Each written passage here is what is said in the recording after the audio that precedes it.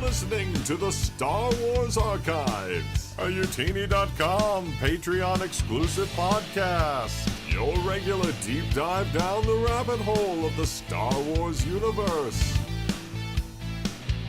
Hello there, you have tuned into episode 17 of the Star Wars Archives, the Youtini Network podcast where we take a random Star Wars topic and explain the living bantha poodoo out of it.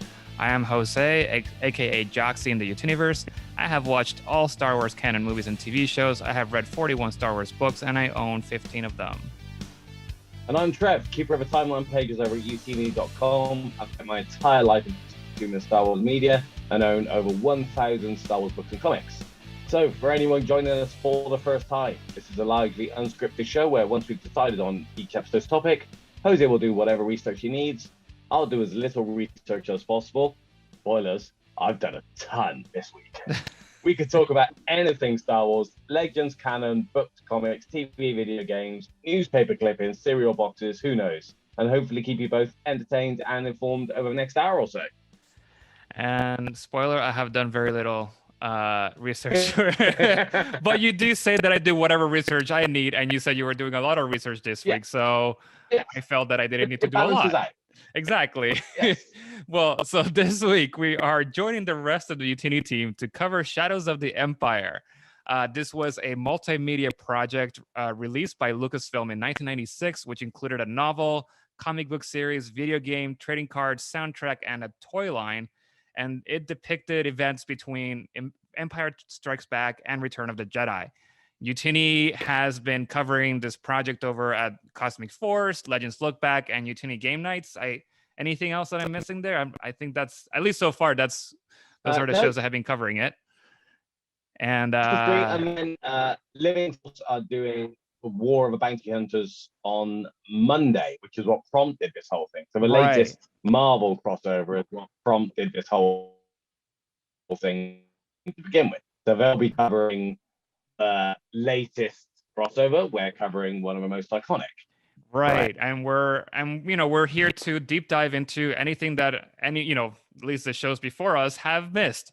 So definitely go watch those shows, listen to them, and you'll get hopefully everything you need to know about Shadows of the Empire without having to read it if you've listened to 3 hours of content with all of us talking about it.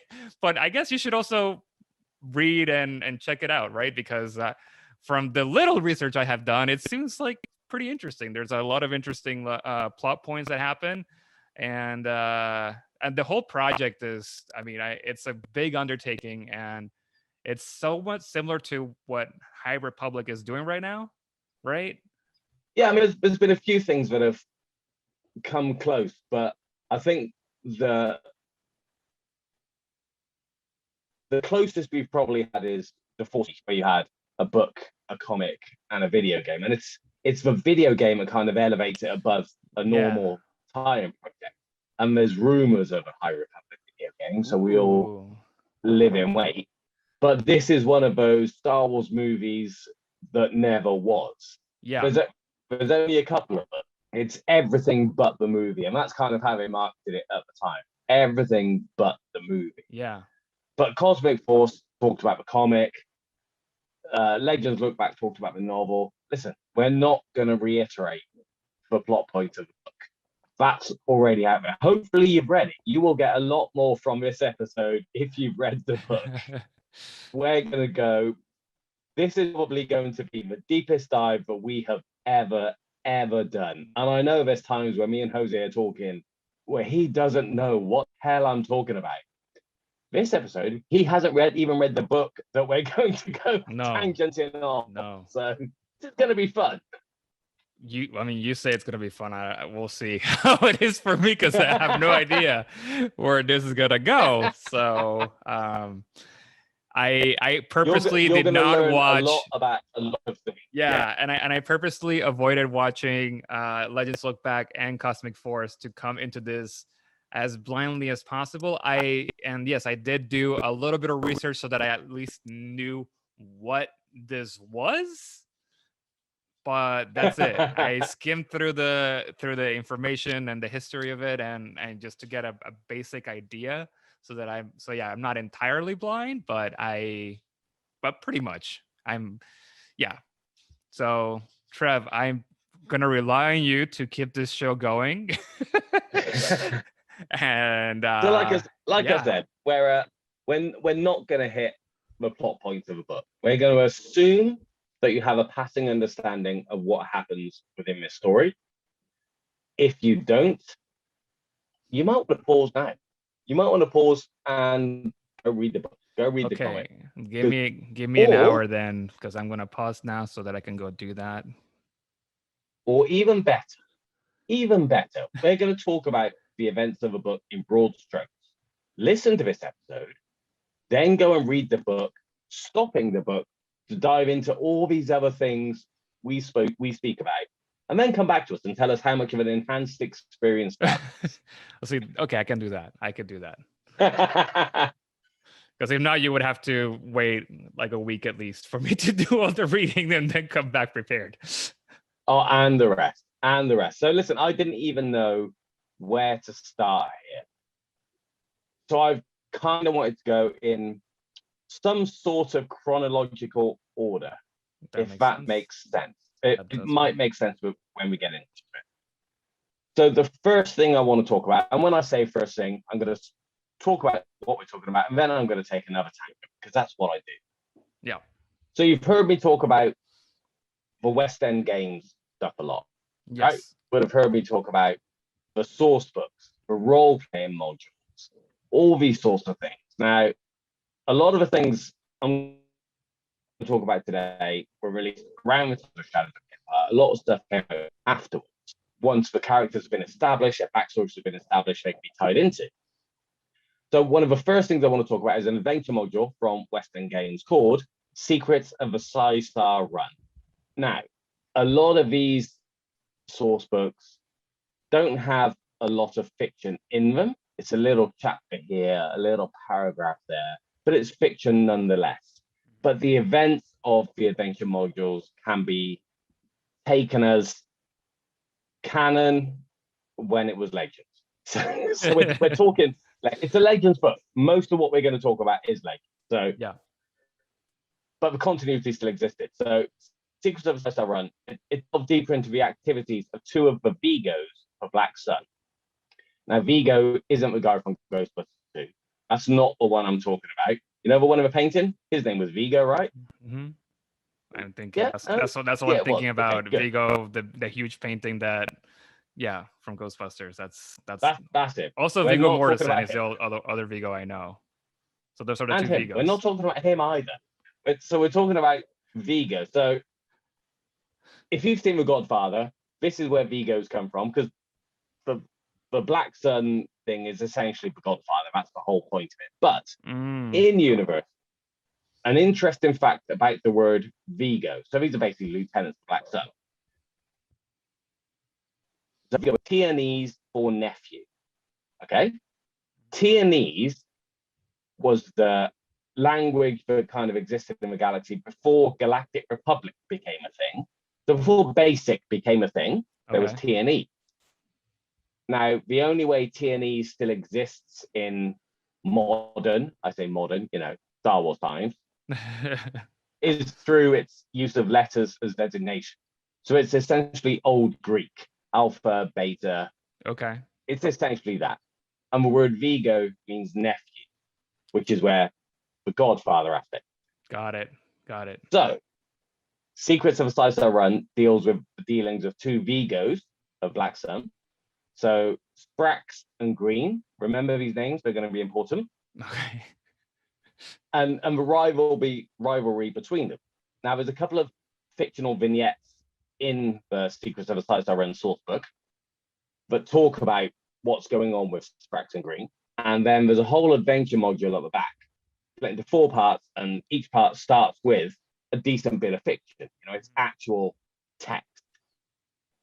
And that's all about how Vigo Green is trying to engineer the downfall of Sprax through the use of a fake list detailing members of a Black Sun, but involves the Empire, various mercenaries, bounty hunters, and Shizor, who we'll get to, and Guri too.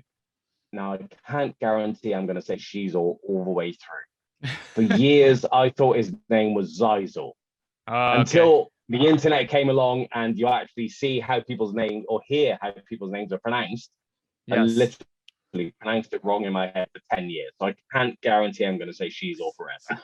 Well, we'll see. Anyway, so the implication in this Barani conspiracy adventure module is that the act of getting this fake list to try and take Sprax down is what cost Green very dearly in chapter 4 of the novel Shadow of the Empire, which we will get back to. However, the adventure module ends with Shizor calling for an assembly of his Vigos. This will be very familiar to anyone who's read the books.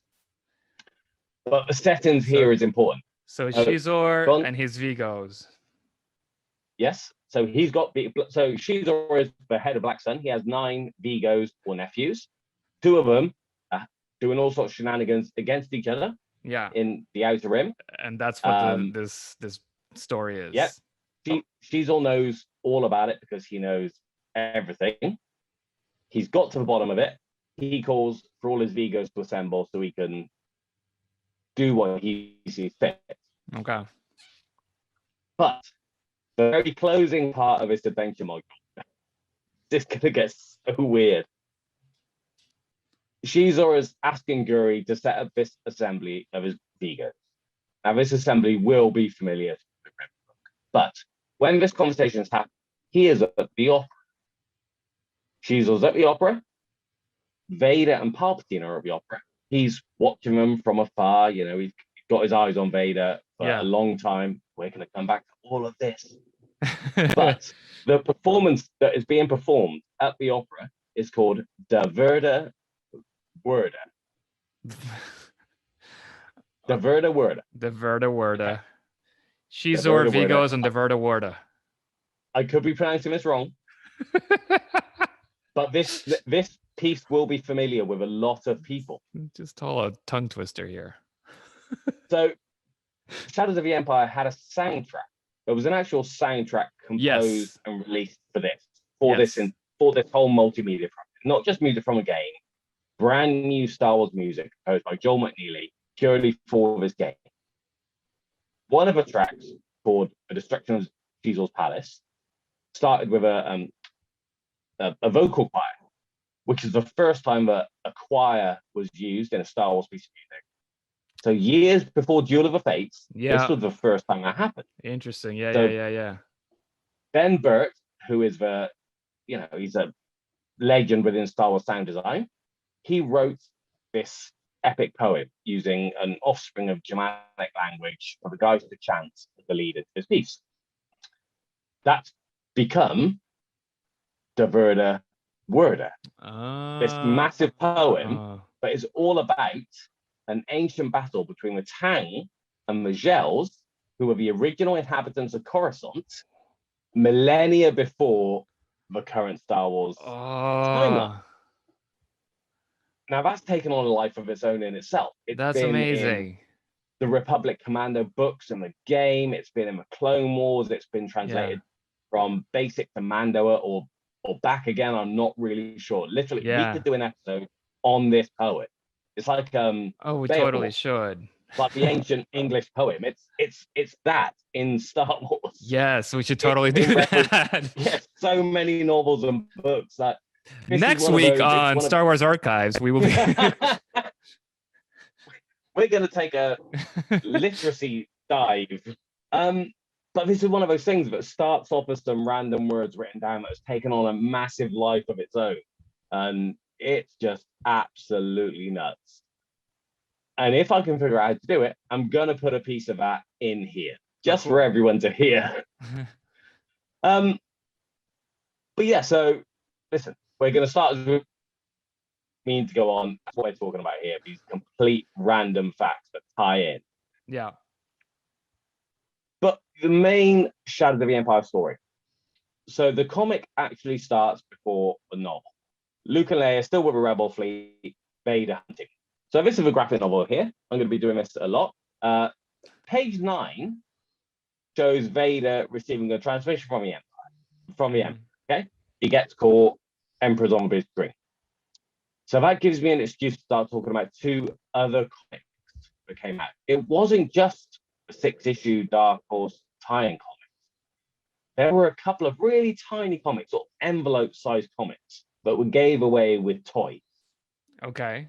So one came from Galoob, who were part of Hasbro, because obviously Hasbro split between ownership of Kenner and stuff like that. Anyway, so they're referred to as the Galoob and the ERTL comics. One came with Micro Machines, one came with like the little Airfix comic kit, model kits. Tiny little 14-page comics, mostly retellings of events from the book or the comic series. Okay. But also with a couple of original panels here and there that when you slot it into the overall story, make complete sense. So such as the one from Galoob that has Vader practicing his saber skills with some dueling droids, which is an event that happens in the book later on. He's got a lot of them. But he's actually practicing with these ones when the call from the Emperor that I just mentioned comes through. Got it. So you really can slot all these in together. Now, they've been reprinted just once, which is in the Dark Horse Omnibus Wild Space Volume 1. That's the only place you can find these suckers now, unless you buy the Omnibus. I used to have them, but I'm one of these, but I have so many books. Yeah. If they get reprinted in something a bit more holdable. Yeah. And that's the real beauty of the Shadows of the Empire. So it's not just this multimedia project, book, comics, video games. There's all these other things that you could literally pull apart, piece back together like a jigsaw as one massive multimedia book, and it would work. And because I know you and what you do on your time off, this is definitely right up your alley, because you do like to, you are that kind of person that will put together that puzzle. Right? I have done this. There you go. I have got my own personal Shadows of the Empire expanded edition document. Sorry, listeners, this is personal use only. It's not for sharing. But that's how I know that all these panels can fit together. Sometimes it's just one line of dialogue that exists in only one media. But there is nothing in anything I speak about in this episode that contradicts. Even with the variety of sources we're going to talk about, it's one of the tightest Star Wars projects that's ever existed. It's insane. I think there is one contradiction where a battle that we'll talk about later happens on the night side of the planet versus the day side of the planet in the comic or video game. That's it. That's pretty much it. The rest is really, really tight. Was the video game the daytime or the nighttime?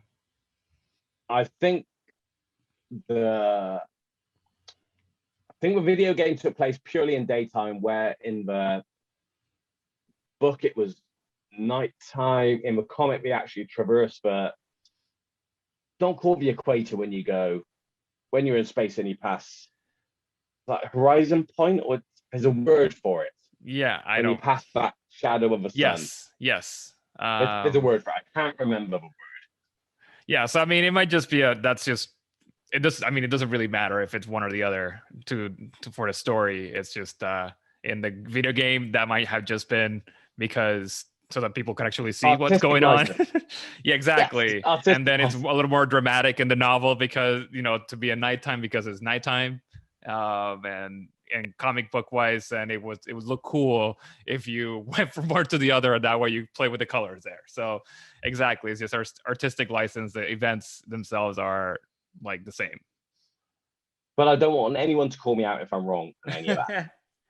But still, we're gonna, even before the novel starts, we're still talking about the comic. So the comic shows us an encounter between Boba Fett and IG-88 above Tatooine, and this is similar to what's going on now in the War of the Bounty Hunters crossover. Okay. Everyone wants Han Solo because there's a massive bounty on his head. Yeah. The event's also shown in the Galoob comic and in the Battle of the Bounty Hunters pop-up book. So it's the same event shown in 3 comics. Very little difference between them. But Slave 1 takes damage, and Boba has to delay delivering Han to Jabba. IG-88 ship is destroyed in this sequence, but the droid manages to get to the planet Orb Mantell, which we all know from that line in Empire Strikes Back and various other Legends appearances. Oh, and in Bad Batch last week, I believe. So Dash Rendar tracks him, and that's how he learns that Fett has gone to the Jar system. Now, you only find that out in the N64 game. And in the N64 game, Dash has to defeat IG-88 to get the information. Yeah. We haven't even got to the book yet. Just need to point this out. There's a lot of backstory. There's a lot in various different sources. Yeah. And a lot more to come. Question. So, okay. What was released first? Do you know? That's a really good question. I imagine they all came out on the same day. I'm going to flick through. So May 96 for the book. And if I just go to the comic, 96, I just thought it was 95. 97 for the graphic novel, but it doesn't say when the single issues were released. So I guess that was 96 at the same time. Yeah. It was all around the same time. Yeah, no, I'm just curious if the novel came out first and then you get like the, what happened leading up to that, even if it was just like a month later. It's just I think it was very much a pow. Here you go. Yeah. Here's all. I vividly remember buying the N64 console for the Shadows of the Empire game. That was my excuse to buy it. Of course you did. To be fair, I didn't buy it till September. And the reason I know that is because it was the year that I came back from, I spent a summer working in Greece.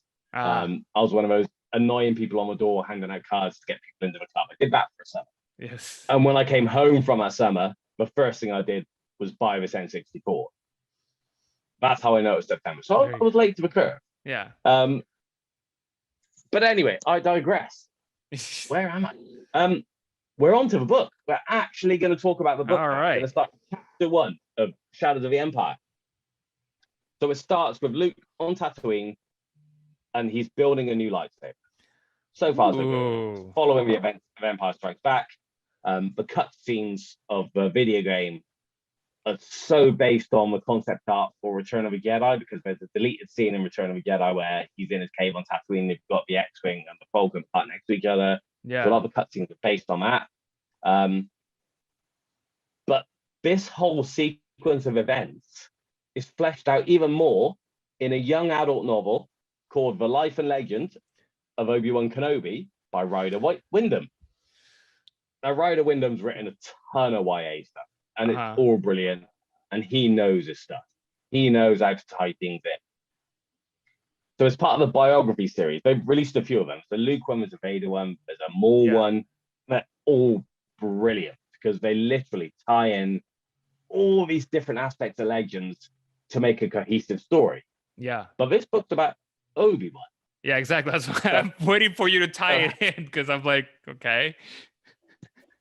So the frame story in here is Luke going to Tatooine before Shadows of the Empire and going to Ben's old home, finding Ben's journal, which not only gives him the instructions to build the lightsaber, but it's Ben's diary.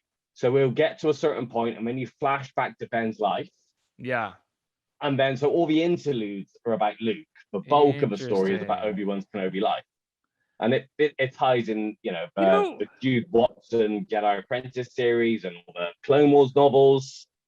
That makes a lot of, because you don't think about this when you're watching the movies, but yeah, who taught, I guess Yoda could have taught Luke more or less how to build a lightsaber when he was in Dagobah, because we didn't really see all of it. But no one was there to tell him how to do it, unless Obi-Wan was just like force ghosting in and just being, okay, so now put that piece over here, connect that cable to that. Because at least in the sequel trilogy, when Rey is doing her training, she has the books, right? She has like those old Jedi texts and stuff that she got. So we know that she's reading all these books, but we don't see anything of that nature in the original trilogy. So how did Luke become Luke? And this actually makes a lot of sense that he would go back to Obi-Wan's hut and find his diary or his books and stuff too, and then just maybe like learn more about Jedi lore and the Jedi teachings and Obi-Wan's like own philosophy through this and how to build a But lightsaber. there is a deleted scene from Return of the Jedi with Luke finishing that lightsaber. Yeah. And the sound quality is really poor. It's not a deleted scene like you get these days where they actually finish it out. It's like a half filmed scene. So that the basics of this story were always there. And the Shadows of the Empire book mentions that he's building it based on a journal, and this one just fleshes that out a lot more. And like I said, you can splice this stuff together and it fits. That's really cool. Perfectly, and it just beefs out that side of the story so much better, because it really does dovetail perfectly with the first few chapters of this novel. Yeah. So now we're going to go to the guy that we mentioned. We didn't give him a big introduction, but Dash Rendar, Mr. 90s shoulder pad himself. He's a stand-in for Han. It would have been discussed a million times on the other shows. He's a scoundrel that they couldn't have because the other one's locked in ice. Yeah. But before his formal introduction in the novel, the video game and the little Galoob comic I talked about shows Dash arriving on Gal, locating Slave One, and passing that information on to Lando, which you then see in chapter 2 of the book when Lando goes to Luke and goes, "We found Han. Yeah. Let's crack on."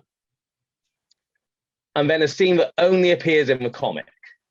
Okay, this is going to be another weird dive here. How are you going to choose a batshit crazy book of the week? I don't. It's like with this, everything you're telling me is so crazy already. So, ye of little faith. So there's a scene that only appears in the comic, which shows Vader sending the mercenary Jix to Tatooine to capture Luke. Because one of the big plot points of Shadows of the Empire is everyone wants Luke Skywalker. Vader wants him alive to bring to the dark and conquer the galaxy. Caesar wants him dead to piss the Emperor off to get rid of Vader. And it's all about schemes within schemes, which is actually a Caesar quote from one of the little vignettes I keep talking about. But anyway, so we're talking about the mercenary Jix. Now, a short vignette from the Shadows of the Empire source book. You're going to hear me talk about this a ton. And let me explain what vignette is, first of all, because I use this word a lot. It's fiction within a source book. So these are role-playing source books. So a lot of it is stats, histories, biographies, facts. The vignettes are fiction. Sometimes they'll just be a little sidebar paragraph. Sometimes there'll be a full 2 pages, but it's actual fiction. It's text. It's short stories. Yeah. So that's what we're talking about. Some are shorter than others. So there's a vignette in this that follows that scene in the comics where Vader is telling Jix to go to Tatooine to make sure Luke is captured alive. But once Jix leaves the scene, Vader then instructs his Nogri, the guys from the Thrawn trilogy. They're so underused in Legends. They were introduced as this whole backstory about Vader's got this little whole army of nasty, angry hobbits to help him. And they're rarely used again, apart from later in the timeline as protectors of, they call her Mally Rush, Lady Vader. That's what we call her in Legends when she reveals the deceptions for Nobody have been kept in servitude. But they're very rarely used as part of Vader's story. Yeah. So it's really nice to see that happen. It's really nice to see this. Anyway, he's sending one of them to Tatooine to basically say, if Jix fails, then you need to step in, and it means you kill some of Jabba's guys because Caesar has asked Jabba to kill Skywalker. So if Jix fails, you either need to kill whoever you need to anyway. Skywalker lives. That's the bottom line. But it's really cool to see the Nogri involved in this story. But now I want to talk about Jix a bit more. Okay. I can see Jose looking at me like, where the hell are we going with this? So Jix is a character that was introduced in the comic-only story of Shadows of the Empire. Okay. Now, he also appears in a Dark Horse one-shot comic called Shadowstorm.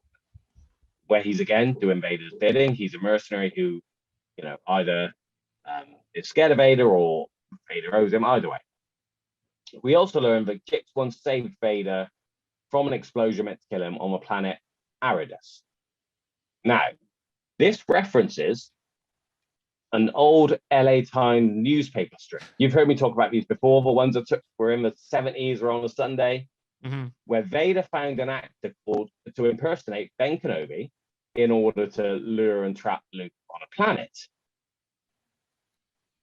So the events of that story are the ones that the story of Shadow Stalker references at the beginning. Got it. Shadow Stalker also serves as a prequel to another late newspaper story strip called Ice World, involving a young lady called Frigga. Now, Frigga is present in the Shadow Stalker story as the daughter of an imperial governor.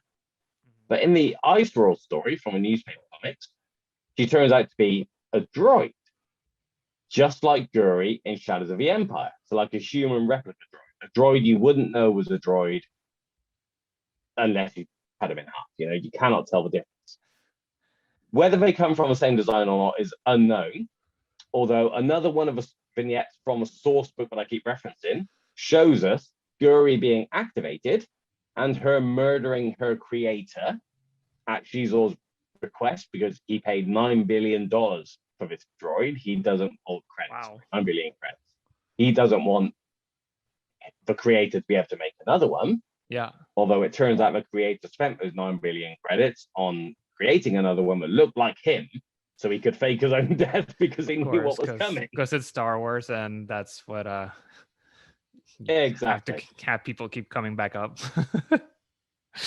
Now these are pretty obscure stories. So Shadow Stalker, the Dark Horse one shot, it's only been reprinted once, which is in the Dark Horse Omnibus Early Victories edition, and then Ice World. So it's one of the classic Star Wars series. It's had a couple of older releases, but most recently it's in Legends Epic Collection, the newspaper strips, Volume 2.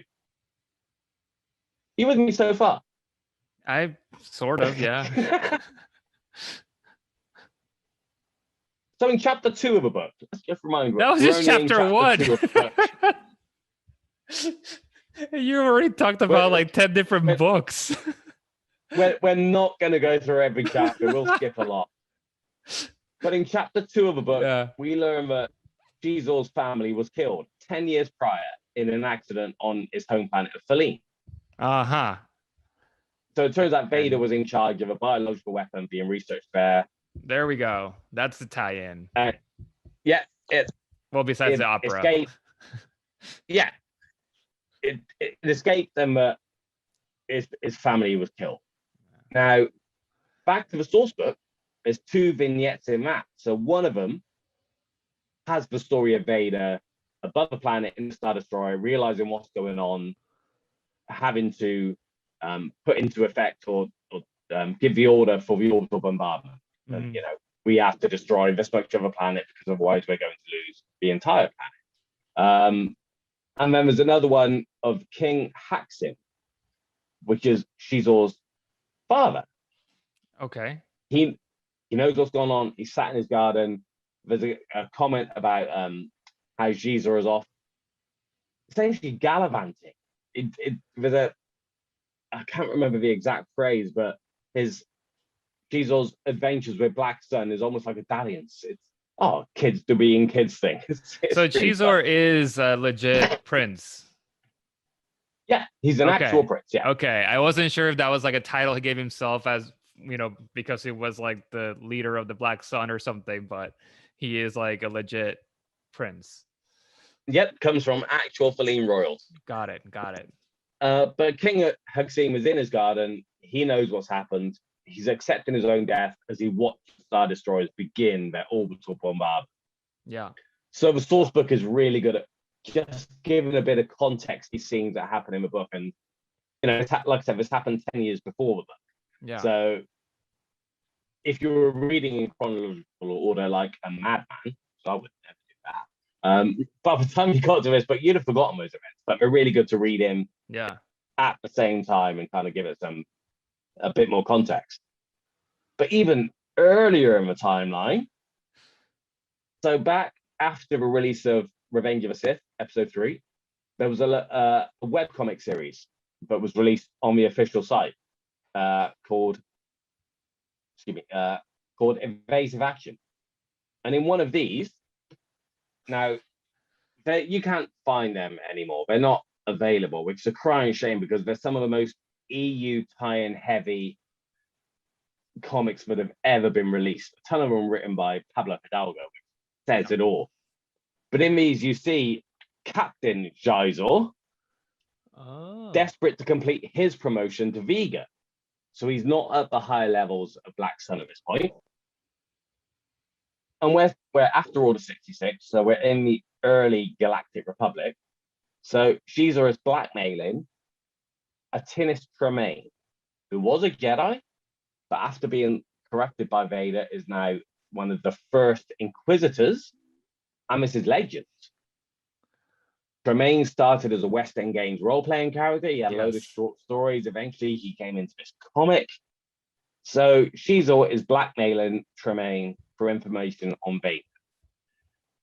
So this ties into exactly what Shadows of the Empire tells us. And it's not even that Xizor has a grudge against Vader for the whole death of his family. Yeah. It's more that Vader stands in Xizor's way of absolute power. He wants to be Palp's right-hand man. Yeah. Vader's just standing in his way.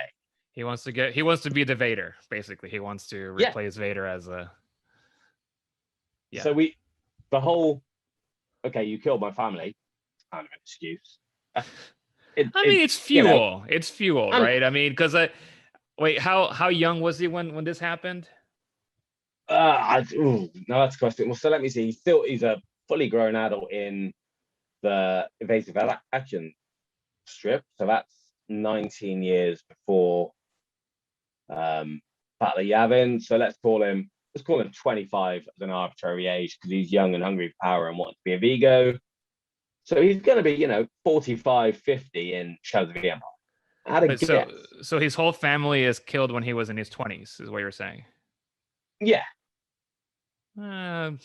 Okay, then he was already like an adult. So I was going to say, because if he was like a young kid, then obviously that would play a part into how he develops as a human being, and then that will fuel that like want for power and all that kind of stuff. So there could be a lot of interplay in there. But if he was already 25, I mean, I'm not saying that Plus the death of your family doesn't fuel your want for power, but he already was a certain way, and and I don't think that you could say that the whole nature versus nurture thing here.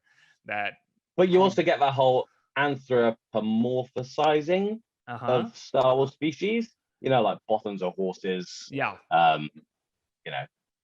Celestins are frogs or something. Anyway. Felina snakes. That's the whole point of it. So he's cold-blooded, meaning his emotions are not going to run high, very calculated. That's how his character's portrayed. So it isn't about you killed my family. It's more like you're in my way. Yeah, I want to sit at the top table. That's all that he's about. Got it. Slytherin. But then this webcomic set 19 years before A New Hope even includes Bausch, the bounty hunter whose disguise Leia is wearing during Return of the Jedi, and we're going to get to that later too.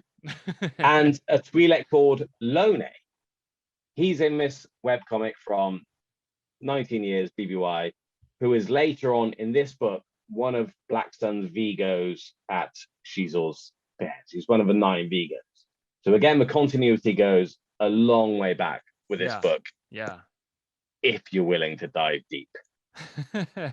I mean, people that are listening to this are willing to do it. That is why they're listening to us. So, yes, there's a lot. So, right at the top of the show, I talked about this sequence of a size I run from West End Games with the rivalry between Vigos, Sprex, and Green. Chapter 4 of this book is the meeting of the Vigos that we talked about. Xizor's invited them all to the table. Get all of them back from whatever part of the galaxy you're in. Got it. I want to meet. And there's 2 vignettes in the source book that precede this.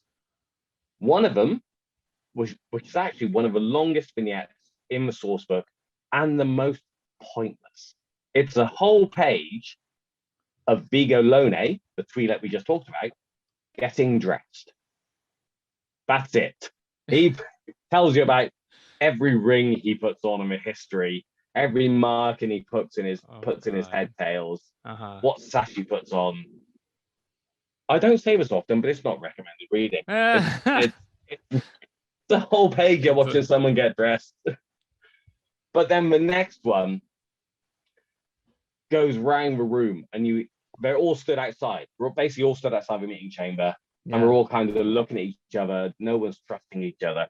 And you get a little bit from everyone's point of view about, they're only called back for one thing, there's a traitor. They know this. So we're all kind of eyeing each other up. And I've just realized one of the things I haven't got in my notes is that one of Fusel's Vigos is Durga the Hutt. I've not even mentioned Durga.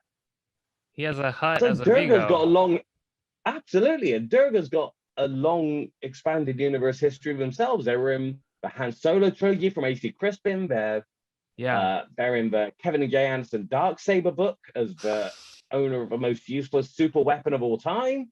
Crap, I can't believe I even forgot that. But anyway, I managed to get that in there. There you go. No, but so because the Hutts are a crime family themselves, but then this one Hutt is with the Black Sun, I guess. Absolutely, and whether I'm struggling to remember details here now, but whether that's a case of, okay, we need to make sure that we have a presence at that table. Yeah. In order to avoid conflict between the Hutt clans and Black Sun. Yeah. Or whether they're not an outcast from the Hutt clan, because you've got that history in the A.C. Crispin tree. Yeah. So this is I'm gonna go with that. Have you watched Fargo, the TV series? I haven't, no. Because like in season 4, this is not a spoiler or anything if you ever do want to watch it, but one of the big things in there is that there's all these different crime families in Fargo. So you have like the Italians, you have the Irish, and then the African Americans, and they trade in order to kind of like have peace in the town. They trade their children. So then you have the Irish son being raised by the Italian family. So they kind of just like trade I don't know if it's their firstborn son or something, but then they are raised within the other crime families, like, lifestyle. And then that is how they're all able to maintain a quote unquote peace and like truce amongst them. So they all have takes us back to the Godfather mafia theme of what the book was trying to. I'm sure we didn't think that when we put Durga the Hutt in. I thought they just thought it was cool to have a hut. Yeah. But it's like, it kind of like just makes me think of that it's like you do need a presence in there in order for them to kind of like respect each other. I mean, or because they don't trust each other, they all need to be at each other's tables so they can kind of like spy on each other at the same rate or something. And that's probably true to an extent with the Hutt cartel. Absolutely. Yeah, I mean, a Hutt will be really hard to infiltrate into anyone else. They're pretty noticeable. Therefore, you kind of have to be like, yo, let's come in some sort of agreement here. You can have a black. I don't know if you've seen it or not, but Timothy put a comment in our Slack today about how we should do an episode on the Hutts. I saw that, yeah. And I love that idea. Okay. I definitely think we should do that. There's a lot to do there. Yeah, for sure. Especially Durga and his useless super weapon. So that's an episode in itself. Yeah, I'm curious about what this is. It's the Darksaber, the original Darksaber. Oh, okay. So not the Darksaber that you know from Rebels of Mandalore. There's another Darksaber. The original Darksaber was Durga the Hutt basically using Death Star tech to put the Death Star laser in a ship, but looked like a lightsaber. Yeah. So a lightsaber shaped ship that had Death Star tech, except it was useless because nobody wanted to do the job properly, and he did it on the cheap, and it blew up. That's the entire story of the Darksaber book. You no longer need to read it. There you go. So anyway, Shadows of the Empire. Yeah. Chapter 6 now. So I told you we'd skip chapters. Chapter 6, we finally meet Dash Rendar. and his droid Lebo. So Lebo. created as a stand-in for Han, he's had very few appearances in Legends outside of this multimedia event. There's a short story called And Lebo Makes Three, which is about Lebo joining Dash Rendard's crew, published in Insider Magazine. That's one of the stories that's been recently collected in the Insider Fiction Collection Volume 1 that me and Jared have been raving about for months. Yeah. And eventually he got his own starring role in his own Legends novel called Shadow Games, which is about him getting tied into protecting some actress, some Hollow Star. It's a really fun, pulpy Star Wars adventure of little consequence, but a really fun adventure ride. But that was released in 2011. So like, way after, what, 15, 16, 17 years after he got introduced, he finally got his own book. And that's pretty much it. That's all he appeared in Legends. And he's also been recanonized. He exists in canon. Oh, does he? There's a junior tie-in book to the Solo movie by Jason Fry called Tales from Vandal. Okay. Where the whole book of the whole frame story of that is the barman called Midnight on the planet Vandal, which is the snowy planet from Solo with a big panther skull upstairs where the gates are back. So it's the barman from there, says about some loudmouth star jockey called Rendar who goes in there shooting his mouth off every now and then. So he's been somewhat recanonized. Okay. He's all good. He's back in the game. We're going to see Shadows of the Empire reboot very soon. So here's hoping to a Shadows of the Empire Star Wars story. Yeah.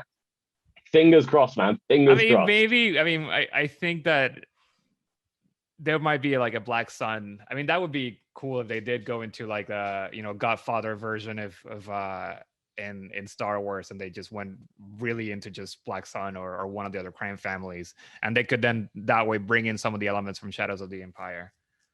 I mean, Black Sun exists. Sun exists in canon. But do a whole movie of that. Yeah, because what it doesn't more decimate Black Sun does. Is that how Crimson Dawn comes about? I'm a bit iffy with Black Sun's story in canon.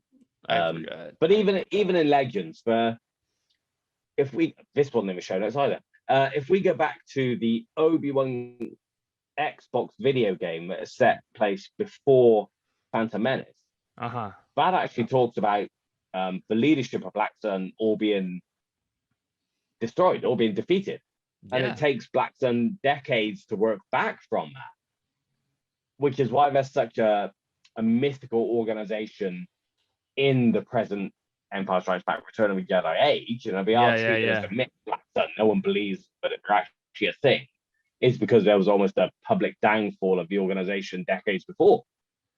Yeah, so you start the movie with that. That's sort of like you start with the downfall, cut to black, show the title of the movie, and then now they're operating in the shadows of the Empire, right?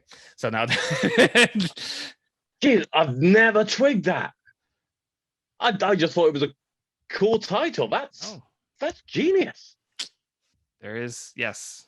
So that's mind blowing right there. And then that's how they start operating, and that's the movie itself. So you don't really have to get into Luke making his lightsaber or anything like that. You could, maybe have that would work.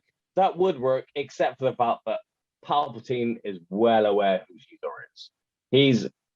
He's under no illusions. He's playing them both off against each other for the entire book.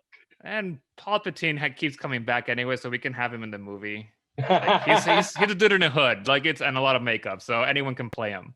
So, I think the movie can happen. Okay, chapter 6. We were discussing, I think.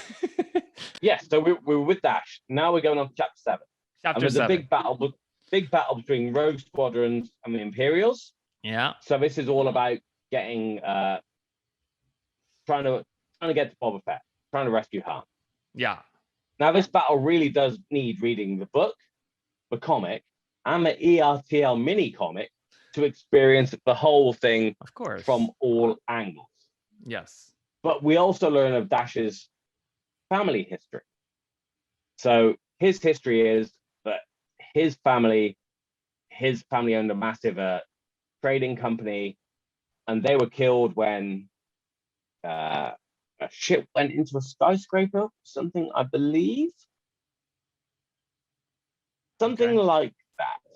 But another vignette from a source book reveals Black Sun's involvement in this, specifically Vigo Sprax, but also because Zizor Transport Corporation, because Zizor operates behind a legitimate front. Zizor Transport Corporation in itself is a galactic-wide legitimate corporation. He's not poor. But they wanted to discredit the Ren's Trans Corporation, which was Dash Rendar's transportation corporation. Okay. His family's falling business. So essentially, his family died through Black Sun's involvement. He's not aware of that. It was a tragic accident. Yeah. But Black Sun were also behind that all the same. There's also a whole subplot going on at the same time that Boba Fett is on the planet Gal, where they're trying to get them back from, with him fending off against other bounty hunters, Zuckuss, Forlom, some weird pointy-eared fox guy that was invented for the comics, who I can't remember the name of. But that only exists in the comic. That's something. So you really do have to read everything to get the whole picture. I mean, they also just seem to they wanted to really make sure that everything was justified. They're like, okay, so why does Shizor want to do this? Okay, so Vader killed his family and he wants to have the power. Okay, what else? Like, how is Dash involved in this? Well, Shizor's family also was in the transportation, this business, and there was a whole thing between their families. So that's how that fits in. And and then let's also bring in the whole like bounty hunter aspect to it. So yeah, that is Dash. That's how he's involved in this too. So that's how. It's just like every single angle, they're like, yeah, it's all connected. Like, trust us. He's like, they literally did throw everything at the wall to see what stuck. Next thing you're gonna tell me, Shizor falls in love with Leia, and then there's a whole sort of thing in there too. We're not going to talk about that. Plenty of people have talked about that already. So wait, is that a thing? Oh, is there a love triangle thing too happening? Because that the romantic aspect seems to. We have the mafia, we have the political intrigue, we have like the sort of like enterprise thing, like business. Okay, listeners, I'm very sorry. I was going to avoid this because it's been discussed to death, but Jose doesn't know, so I'm going to have to explain it to him. So you don't have to get too much into it. I'm just. One of the things with Feline is that they can exude really strong pheromones that can affect people's thoughts. And Leia arranges a meeting with Black Sun in order to help find out where Hana's gone, because obviously Black Sun have got criminal ties and all of this sort of stuff. Yeah. So there's a whole meeting arranged. We're going to get to this meeting. There's a lot of stuff to go into that, but we're going to get to this meeting where he uses his pheromones on her. And she is essentially succumbing to his devious wiles against her better judgment. She knows that she shouldn't be doing. She's in love with Han. Why am I doing what I'm doing? It's creepy. It's problematic. It's everything masculinity orientated. Yeah. From the guy's point of view, she's powerless to resist until Chewie knocks on the door and she snaps out of it. It's not great. Yeah, they should. They should. If they do make a movie, they could gender swap Shizor, and he could. I mean, she can then be like a Poison Ivy within Star Wars, and with the pheromones. And that would be great. It's and Star Wars has always shied away from any sort of overtly sexual scenes or anything like that. Even in banter or whatever. This one was full on. Listen, at the end of the day, she came to her senses and she gave him a proper knee in the bollocks. So, as far as I'm concerned, she won. Yes. Yeah. But the rest of it, it's rude. Okay. Anyway, where were we? Chapter 7. Chapter 11. 11. Oh. We're up to chapter 11 now. Yeah. So Sheezor's playing his little manipulations. He wants to share of a big table. So he tips Vader off about a possible rebel hideout in the Vergesso asteroid. This is important. This takes us into the X-Wing Alliance video game. If you remember when we had Andrew on the show, this is his favorite video game of all time. Right. Yes, I do remember. There's a ton of levels in this video game that tie into the storyline of the Shadows of the Empire. A ton of them. So it starts off with the Vergesso asteroids. It references that Sheezor transportation has been used to ship large amounts of resources for the Imperial, as well as characters from that game being present on the Vergesso asteroids before the attack that takes place. And this attack takes place across the book and the comics and then that video game. And now we're going to jump to chapter 13. I'm bouncing through this now. So chapter 13, Luke's on Tatooine. Jabba wants him dead because Sheezor has got to Jabba and said, I want him dead, but you can't know whether the order came from me. Vader wants him alive. Yeah. So Luke's attacked by a swoop gang. The comic shows us Jix having infiltrated the swoop gang and sabotaging the attack on Luke. In the N64 game, sorry, I keep saying N64 game. It was on PC as well. In the video. I only had the N64. In the video game, you play as Dash. So Dash is attacking the swoop gang, helping to destroy the other swoop bikers. Yeah. Following that attack, Luke's safe. There's a message pod from the Bothan spy net that manages to find them because they couldn't find Leia.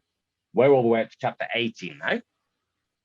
Because following that information, Luke and Dash are sent, they intercept the freighter Sprosa to obtain an Imperial supercomputer that has vital information.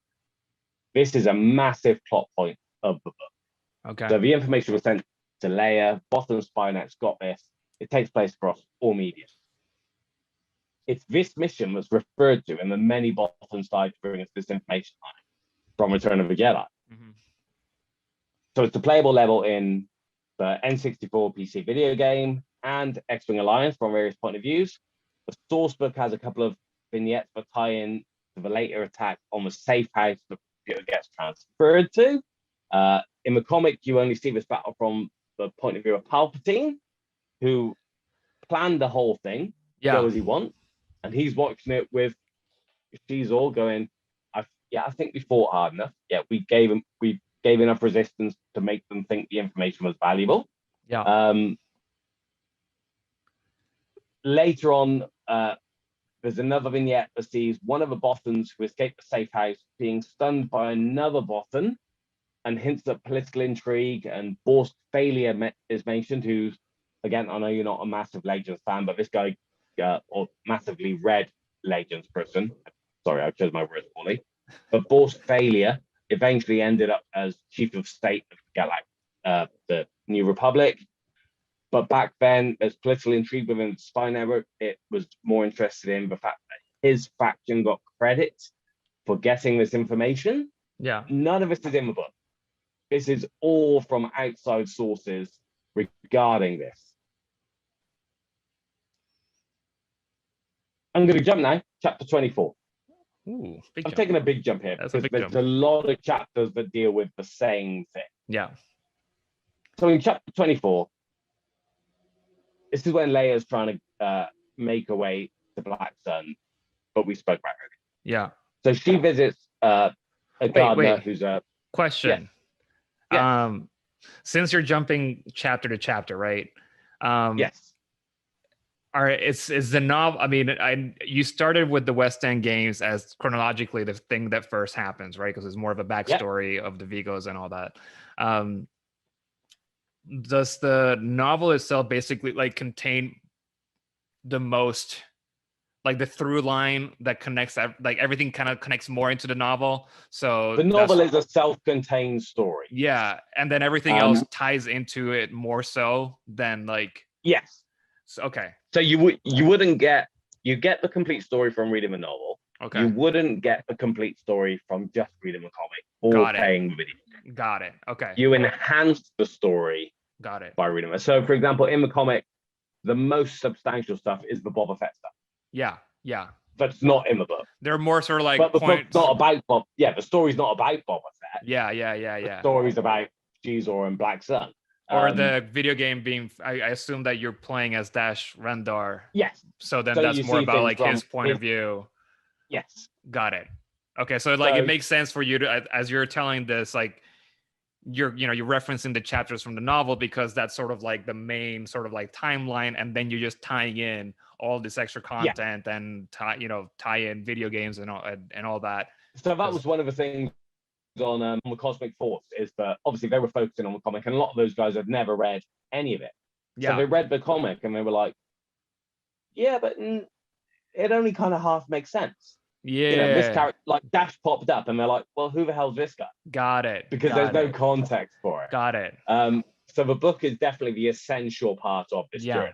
Yeah. And in the 90s, you could almost imagine if they did it now, that the video game would be the essential story. The book and the comics would be the tie-in to the video game. Because the mediums come on a lot more, you can do a lot more with the you video can game tell now a much than you more could in complete 96. story. Yeah. But back then, the book was the thing, and everything tied in to that. Right. Makes sense. So I mean, just even I mean, with going back to High Republic right now, that all the books, I mean, we have multiple books too, so they're all telling different parts of the story as well. And then you have the comic books also telling. The comic books in High Republic seem to still just be more tie-ins to me than the main adult novels, because even the YA ones feel more side story they're more side story than the adult ones in High Republic. But I think you're going to get that in any sort of multimedia project. Right. But with the best will in the world, you have to choose a platform that your biggest plot points are going to come in. Makes sense. And if you're including everything, I think bottom line is it's always going to be the adult. Yeah. That's where you can explore more of the psychology or whatever behind the characters. You can go into different tones that you maybe wouldn't hit as a YA novel, even though we know there's a lot of really great Star Wars YA novels, but absolutely.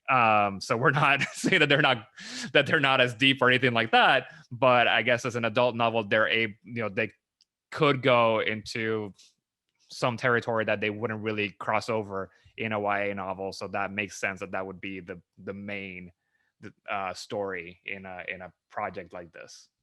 And that's another thing I haven't mentioned, is that Shadows of the Empire actually got its own junior novelization. That's something reserved for the movies. Yeah. So it had a proper adult novel. Yeah.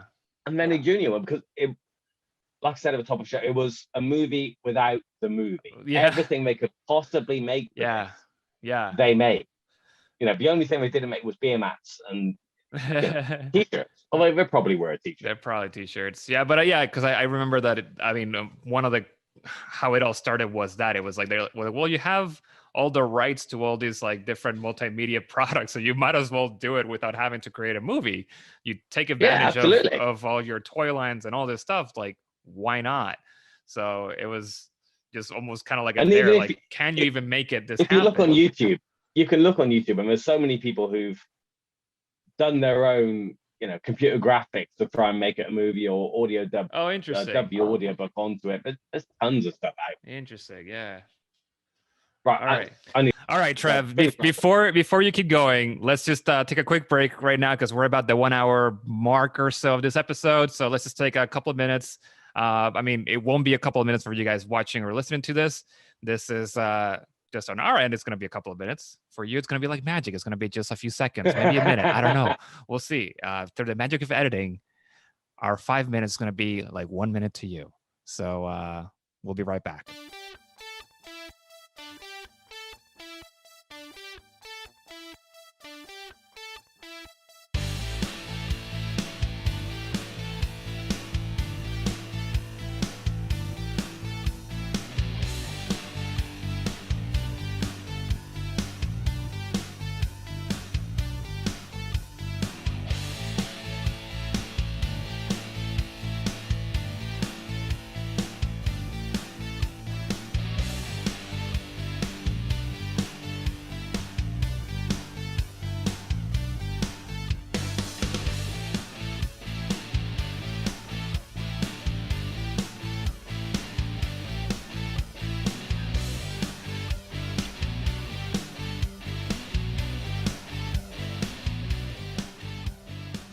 So back to the book. So the last thing I spoke about was chapter 18, right? 18, 22. I don't know. You were in We were going to chapter 24. That's where 24. we are now. Yes. So in chapter 24, we see an Imperial attack on the planet Koflis 2, because Palpatine has sent Vader to show how important this information is by trying to get it back. Yeah. Even though he actually wants the Alliance to have it. In case I haven't made this clear, this data is the Death Star 2 plan. That's what this whole data is. Palpatine wants the Alliance to have it, but he doesn't want them to realize that he doesn't. Wait, Palpatine wants the rebels to have it? It's a trap. Right. Come on. We just did the Act 4 episode, of course. Of course, a goddamn trap. Wait, So, hold on. Who is ship? Is it Shizor that's has the company transporting or shipping the components to the Death Star 2? Via a front company. Yeah, But it's Shizor. because it's in a freighter full of fertilizer. Now, a really interesting fact is that Luke goes to attack the freighter, or not attack the freighter. They're like, listen, you need to pull over. We're boarded. Yeah. The N64 game shows Dash Rendar attacking it. X-Wing Alliance shows Ace Azamine working with the Alliance as part of this mission. Yeah. And then the X-Wing Alliance game guide, which I spoke about before, which has the droid narrating after the thing. The droid says Ace never shuts up about this mission because he's got to fly with Luke Skywalker. But the X-Wing Alliance games uses the same dialogue from the book. And they're like, we're just transporting fertilizer. What do you guys want with it? And Luke says something like, maybe we've got a big garden. And it's a brilliant line, but that line's in the same media in all these different versions of the story. It's great. I kind of like that the farm boy from a sand planet saying that he has a big garden. He's all this there's something kind of poetic about that too. Can you imagine the mission briefing? What's fertilizer? Well, he's a great swimmer. Remember this, so he's aware of all these things that are not common in his planet. Great swimmer, knows all about fertilizer and and gardening. But there's another vignette from a source book called Hasty Exit, which has got one of my favorites who I've spoke about a lot on this show. Plato Keith, the female Sprogler from Brental, and her partner in crime, Trev, the True Twi'lek. Now, it doesn't relate to the events of the book at all. No. But they're on Koflis when they see the Imperials turning up, and they're like, we've got to get the hell out of Dodge. Something bad's going on. Okay. But the events of this mission are fleshed out even further in another video game. Rogue Squadron 2 Rogue Leader for the Xbox, for the GameCube. The GameCube. Which bounces all over the timeline, but this one event is a level in that video game. Interesting. So let's break this down, just this one scene from a book.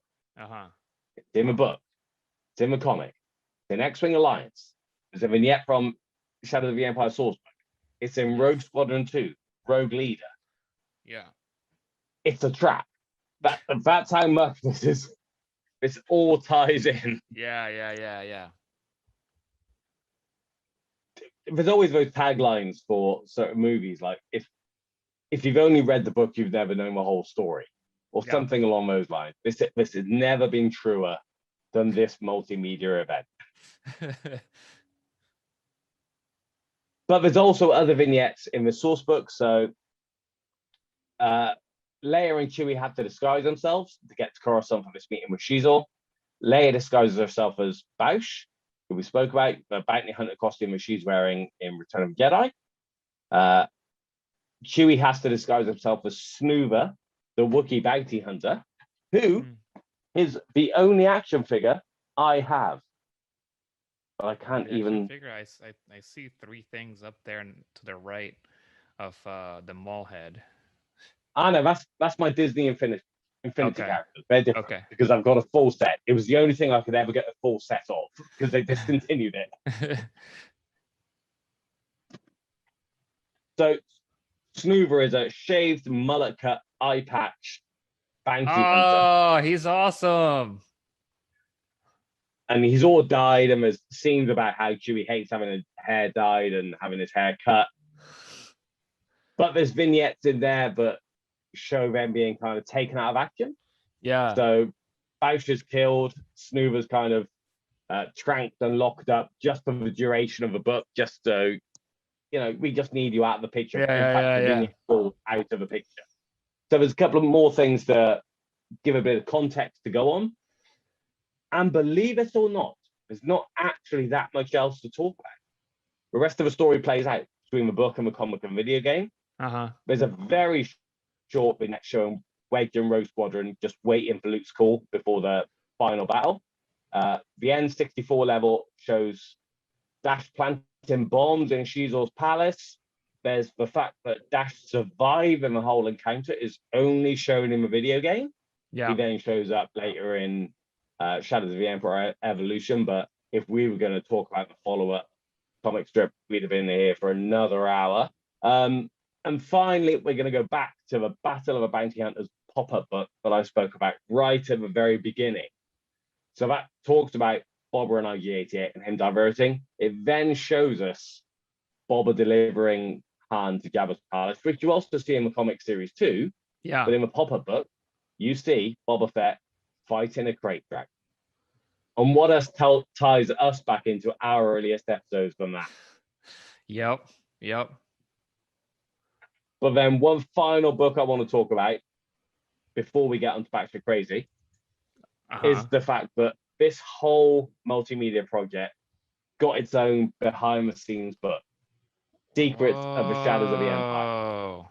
Okay. So never mind the toys and the reference cards and the books and the comics and the action figures and the giveaway comics and the source books and the video games. Yeah.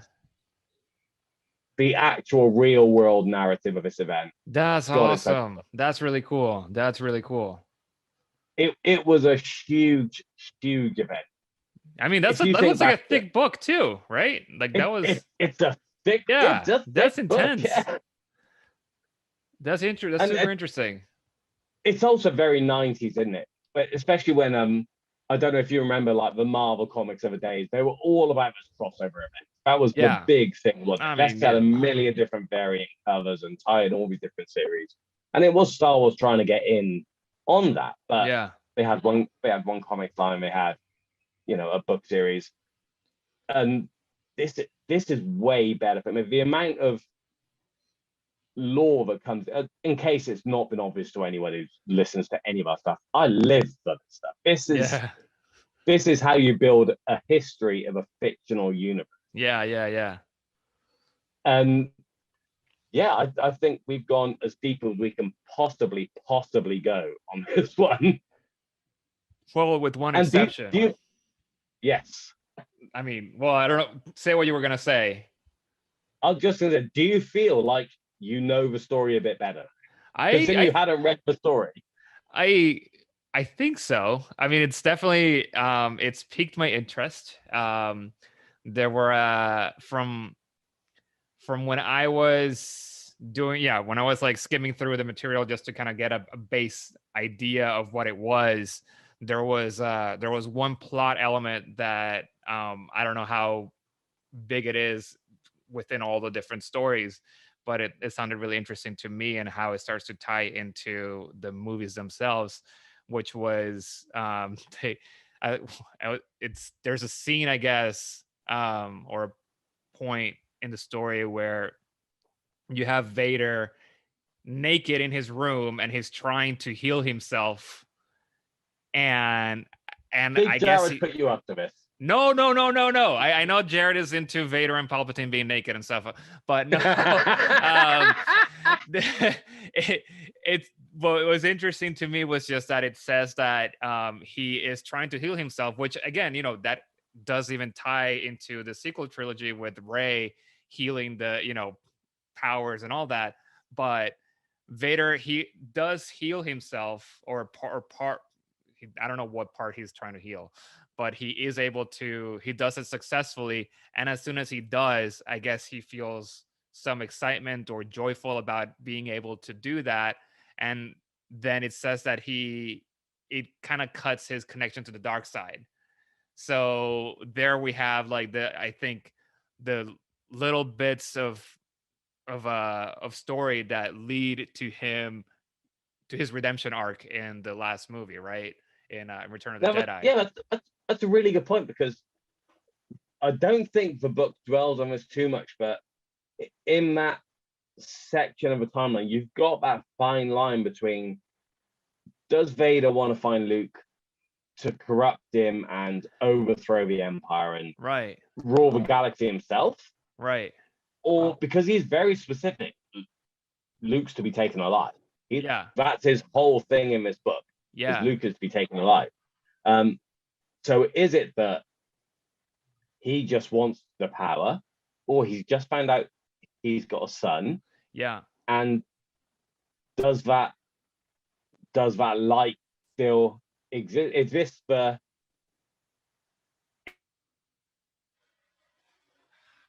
light of Anakin Skywalker? Yeah. Yeah, I mean, and it's something that I think after the original trilogy was done, and with all these ancillary stories, that, and especially within the Vader comic books, that I Vader to me in the movies is not as is fairly two-dimensional as a character to me, especially like in he's just like, I mean, he's just a bad guy, and like he's formidable and everything. Jose could see my eyes taking. No, I know. I mean, but it's just like he's I mean, and that's just how bad guys were back then. Like they don't try to present a lot of like turmoil in him, not as much in like in A New Hope or in Empire Strikes Back. Like he's evil, right? But in the comic books, this Darth Vader comic books, what I've really liked about them and why I find them like, I really like the Vader being portrayed in there, because they show all these nuances and all this, that there's a lot more happening behind that mask. And there's a particular, there's a panel in one of the comic books where he's just like, I think it's in the latest Vader run, that he is looking out a glass window and he's thinking about Luke, and then the glass window shatters or like cracks, yeah, because right? that same scene was shown in the same arc of the first Star Wars run. So that's the 2015 Vader and the 2015 Star Wars run. The same panel is shown in each, I think. Yeah, and that's pure rage. Yeah, it's rage, but it shows that there's a lot happening in there, because he's struggling, right? He's not just like out there to kill or whatever. Like there's just, to me, I see it as like there's a lot more happening inside of him, and he can't control it. Like there's so much that it comes out, which is going back to our Kylo Ren episode. The thing that I find so interesting about him is that sometimes he can't control his own power, and he rages out and has to like goes on that tantrum because there's just so much feeling inside of him. So like seeing that panel for Vader to me was kind of similar, where he's like, there's so much in him that it just like comes out, and it's not as calculated. It's just raw power. So but I think that's interesting in itself, is that your view on the movies, and rightly so, is that you can take Vader and Luke as archetype, stereotypical hero villain characters, right? But because I've got all of this that I've read since day one, yeah, I can't look at a single scene in a movie without knowing all this other stuff has been written. Yeah, so for example, I'm going to throw a very, very random example at you right now. So let's talk about the carbon freezing scene from Empire Strikes Back. Yeah. Okay. We all know what happens. Yes. But in my head, I also know the story of the Ugnaughts that happened to catch it on camera because they were written in a Wizards of the Coast online thing, and the fact that there was a little girl who witnessed the whole thing and then eventually got rescued by Lando in order to escape off the city, because that came from Galaxy Guide 3 or something. Little girl lost. And the fact that the clone hand ended up on the Emperor's Wayland facility. I can't see these things without knowing all these other stuff. And that applies to the prequel trilogy, because that's been, that's what, 20, 30 years old now. Sequel trilogy doesn't have the same hit because it doesn't yet have all that material. But eventually, I won't be able to look at that stuff in the same way without knowing all this ancillary baggage that comes with it. I don't see the movies as the movies anymore. It's just so much more to me. We've talked about doing a watch along and just pausing and me talking. So that guy, his history is this. So one of the bits for my research that I did, but we haven't spoke about, is a tiny little reference article called it's just like Criminals of the Underworld or something. And there's a one-shot drawing of Shizor with Boshek. Now, Boshek is the guy that Chewie is talking to, who introduces Chewie to Obi-Wan Kenobi in Mos Eisley Cantina. He's the guy in the space. Now, he's had a couple of his own stories. But there's this panel of Boshek having presented the Dancing Goddess statue, which is this bright green statue that appeared in a couple of the Marvel comics, but was also in Solo movie as a background prop. And I was like, I didn't know how to introduce this to me, but introduce this to the show. But it's all those random elements. Like, I can look at Boshek and go, oh yeah, he's the guy. He had this whole story in a Rebellion comic, and had this thing with Caesar on the statue, and I can't watch the movies without knowing this stuff. And I honestly wouldn't have it any other way. That's what we do in Youtini, right? We try to present all these other material and give it as much weight as the movies. But that's like with this one particular scene for Vader as a way to connect, right? This whole project is in between these two movies. So obviously it has to somehow try to lay tracks that perhaps were not as clear in Empire to present what's going to happen or what does happen in Return of the Jedi. So one of them being that Vader is starting to turn or starting to show signs that there is a light within him. And so this one particular scene is it's interesting to me because of that, and also just because of the whole healing factor, which starts to also tie into some of the powers or force powers that we start to see in the sequel trilogy. So there's just like all these like little things that I'm like, oh hey, yeah, there's that. So and if they were going to remake it, I think that's one of the plot points that they could lean into heavier. Like, the main plot points out of the book are Luke becoming a Jedi, right? Because you have to show the difference between Empire and Jedi. Right. Like when he comes back in all dressed in black and has a new saber, all kick ass. Yeah. you have to show Leia's love for Han. Yeah. Because there's a big jump between what we see in Empire and what we see in Jedi. Right. You don't see a lot of what we're talking about with that bridge of Vader's arc. Right. But outside of a Luke and Leia plots, what you mostly see are Black Sun, Empire machinations. The things that happen in the shadows of the Empire. Exactly. And that is... and that's a wrap.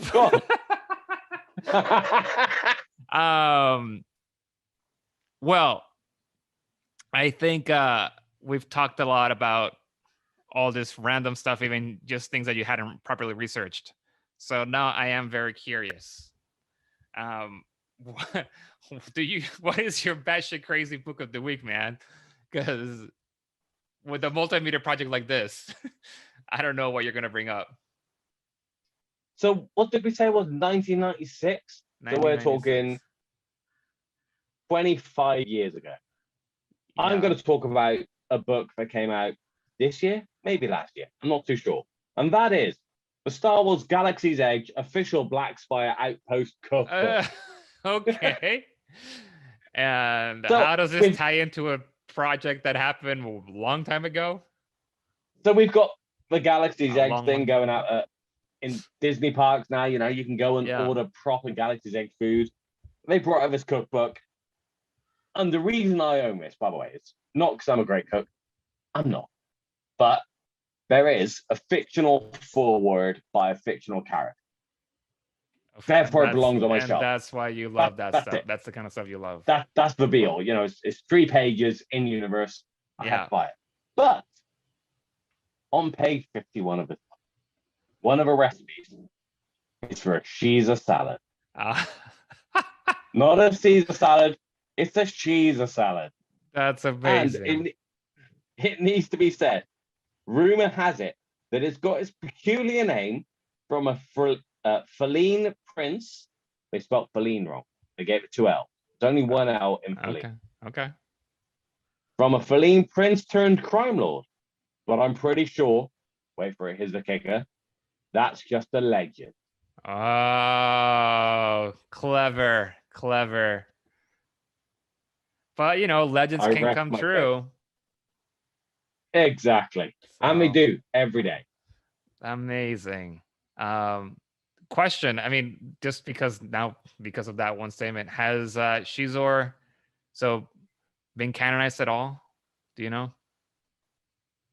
Yes, I'm 100% that he has. I cannot give you the details. Okay. Interesting. But I'm 100% sure that he has been canonized. All right. Well, I think that about covers it for today. I do want to say that I was counting how many times he said Shizor instead of Shizor. It's only a couple, right? Only a couple? Only about 4 times, actually. I counted about 4. So you did pretty good. Listeners, I must have said the name like 450 times. So listeners, if you do want to go back and listen to the episode and tell me how many times you did say Shizor versus Sizor instead of Shizor, let us know. And you can do that on our Discord. We have a channel on our Discord where people can talk about anything in our in our episodes, and you can also just drop in any questions, suggestions for topics, and whatever you want. You can, if you're not part of our Discord, go to youtini.com/discord and click the join now button and head on over there. And there's, besides our channel, which probably the best one in there, but there's a whole bunch of other channels discussing the current run of Bad Batch and any TV shows that are currently airing, all the books that are being released, and just also the Cantina Talk, where people just talk about any random things, not even related to Star Wars necessarily, but there's just a lot of it's really active. So definitely go join that if you haven't. If you have any other questions or suggestions besides hitting us up on Discord, you can also look me up on Twitter, and that I'm at DJoxy there. And Trev, what about you? I'm at Davey Todd on Twitter, or again, we'll just be in the Discord. Yeah, we'll be on the. And so the next time for our next episode, we're going to be talking about toys. So if you do want actual toys, well, let's give it some context. So give us. We're having Frank on, who he's not massively active in the Discord. He's not been on a massive amount of podcasts with us. He's my Irish release schedule timeline buddy from over in Ireland. We asked him come on the show. Originally, we were going to talk about either the new Jedi Order or Wraith Squadron. We said to him, "What do you want to talk about?" He said, "Let's talk about the Kenner toys from the 70s." So that's what we're going to do. Yeah. So if you guys have any personal stories about just anything that regarding your own toys, or how you were first introduced to the Star Wars toys, or you collect them or whatever, send us a little message or something, and we might read it out loud in our show. Because we all collect different things, and I'm sure I have no idea what you're on about. Star Wars toys. I don't collect anything. No, you collect don't. You only have one No, toy No, apparently. no, One nothing. action figure Nothing. that you just showed I'm us. not an addict. No. All right. That's a whole bit for you. Yes. All right, Trev. Well, thank you for for joining me today and talking everything that is Shadows of the Empire. Thank you all to the Patreon members and for supporting us, and thank you for listening. And yeah, this is it for today. So, radio out. There is no hatred. There is joy. There is no division. There is union. There is no apathy. There is passion. There is no gatekeeping. There is community. This is the Youtini Star Wars Fan Code. Embrace it, live by it, and above all, trust in the living force. That's all for this week. Join our community and surround yourself with like-minded fans by visiting us online at youtini.com. Until next time, may the force be with you.